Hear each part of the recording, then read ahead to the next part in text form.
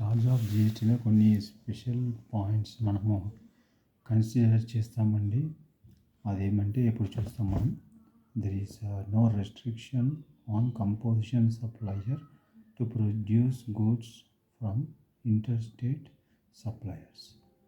Composition supplier కంటే interstate sales చేయలేడు, కానీ తనకి input goods services interstate suppliers నుంచి తీసుకోవచ్చండి. కాబట్టి ఏం రెస్ట్రిక్షన్ లేదు అందులో. Consumer purchased goods from a registered person who is under the composition scheme are not eligible for the input tax credit because a composition scheme supplier cannot issue a tax invoice. ఏదైతే customer అండి registered person నుంచి కొంటారో ఆయన వచ్చి composition స్కీమ్లో ఉన్నప్పుడు ఆ supplier ఆయన మనకి ఇన్పుట్ ట్యాక్స్ క్రెడిట్ రాదండి. ఎందుకంటే కంపోజిషన్ స్కీమ్ సప్లయరు ఈ ట్యాక్స్ ఇన్వాయిస్ ఇష్యూ చేయలేరు. దానికోసం composition supplier tax invoice issue చేయలేరు కంపోజిషన్ స్కీమ్ రూల్స్ ప్రకారం. అందువలన ఏదైతే కస్టమర్స్ కంపోజిషన్ స్కీమ్ సప్లయర్ నుంచి ఒకవేళ ఏమైనా పర్చేసెస్ చేసినట్టయితే ఇన్పుట్ ట్యాక్స్ క్రెడిట్ పర్చేజర్కి కూడా రాదండి. అదేవిధంగా సప్లయర్కి కూడా ఆయన సప్లై చేసిన దాంట్లో ఐటీసీ క్లెయిమ్ చేసుకోలేడండి. అంటే సప్లయర్కి ఇది అవుట్పుట్ ట్యాక్స్ అయిపోతుంది, బయ్యర్కి ఇది ఇన్పుట్ ట్యాక్స్ అయిపోతుంది. ఈ రెండు పార్టీకి కూడా ఐటీసీ ఎలిజిబుల్ కాదండి. ఐటీసీ క్వాలిఫై కాదు. ITC income tax credit qualify కాదు. If aggregate turnover exceed the limit of 1.5 crore, అంటే కంపోజిషన్ స్కీమ్లో కూడా రావాలంటే కొంచెం థ్రెషోల్డ్ ఉందండి. 1.5 crore ఉండాలి aggregate turnover previous financial ఇయర్లో.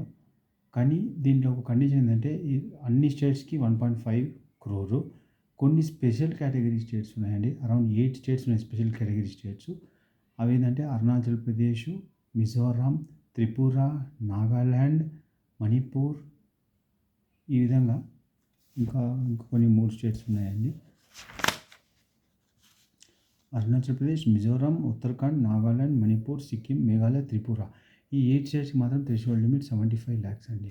టర్న్ ఓవర్ మనం చూసినప్పుడు 75 lakhs ఉండాలి. Aggregate turnover previous financial ఇయర్లో ఒకవేళ 75 lakhs వరకు ఉంటే వాళ్ళు కంపోజిషన్ స్కీమ్కి ఎలిజిబుల్. ఎప్పుడైతే 75 lakhs దాటుతుందో ఈ స్పెషల్ కేటగిరీ స్టేట్స్కి, వేరే స్టేట్స్కి ఎప్పుడైతే 1.5 crore aggregate turn over cross అయిపోతుందో అప్పుడు వాళ్ళు కంపోజిషన్ స్కీమ్ నుంచి డిస్క్వాలిఫై అయిపోతారండి. కంపోజిషన్ స్కీమ్ ఇంకా దాని తర్వాత వాళ్ళు కంటిన్యూ చేయలేరు.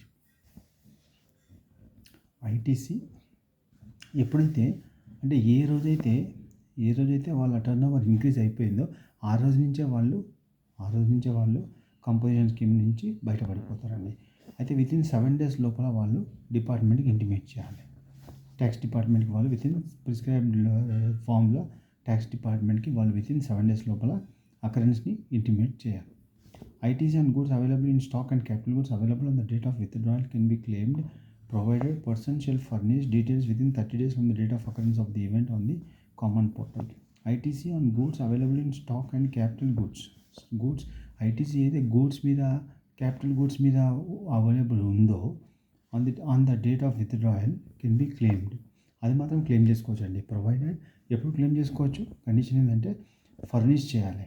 Provided person shall furnish details within 30 days లోపల ఫర్నిష్ చేయాలి.